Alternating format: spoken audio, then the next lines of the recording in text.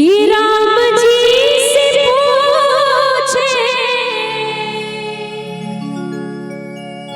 हो, राम जी से पूछे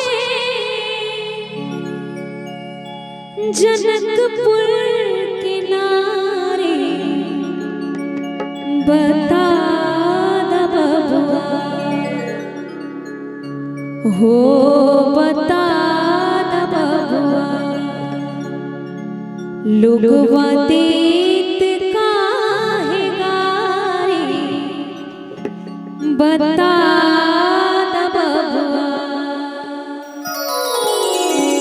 जब हमारे राम जी अवध नगरी से चलकर बारात लेकर जनकपुर में आते हैं तो हमारे जनकपुर की नारी हमारे प्रभु श्री राम जी से कुछ सवाल करती है। और क्या करती है?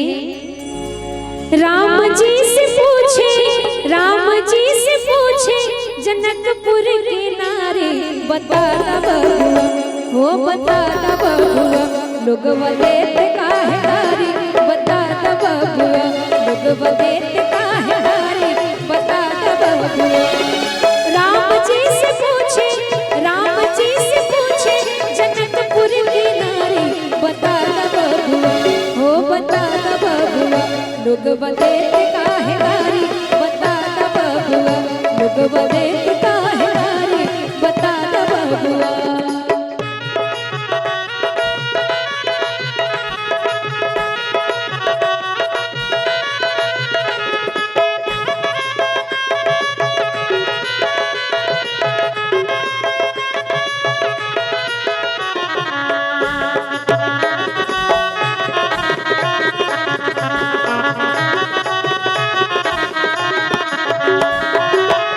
कहती है नारी तोहरा से पूछूं मैं ओ धनुषधारी, तोहरा से पूछूं मैं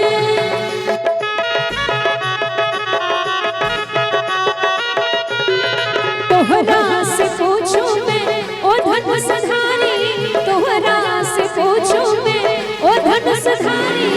एक भाई गोर का है, एक भाई गोर का है, एक काहे गारे बता द बबुआ हो, बता द बबुआ लोगवा देत काहे गारी बता द बबुआ लोगवा देत काहे गारी बता द बबुआ।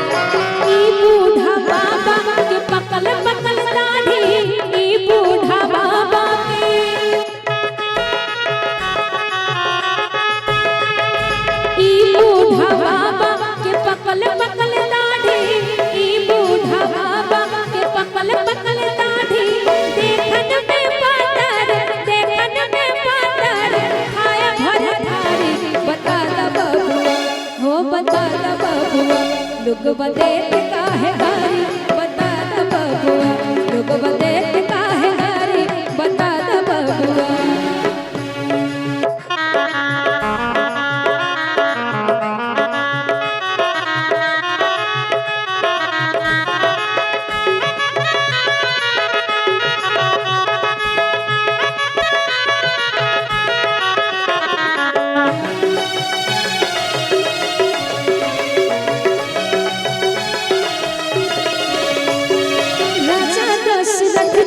कहिलन होशियारी राजा दशरथ जी,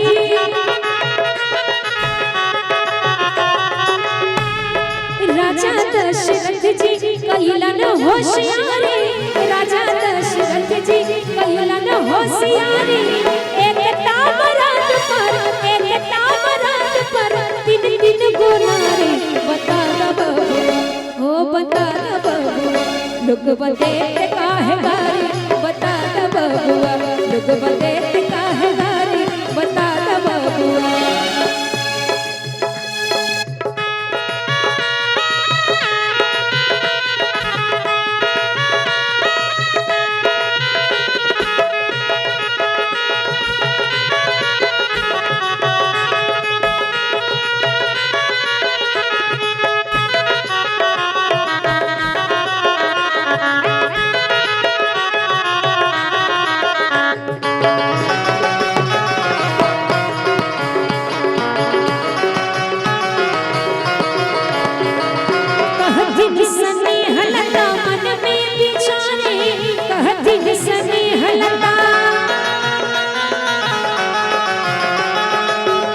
कहती स्नेह लता मन में बिचारे, कहती स्नेह लता मन में बिचारे, हम सब लागै छिपाहु, हम सब लागै छिपाहु, सरहज साले बता बबुआ, ओ बता बबुआ, लोग बदेत काहे गारी, बता बबुआ, लोग बदेत काहे गारी, बता बबुआ।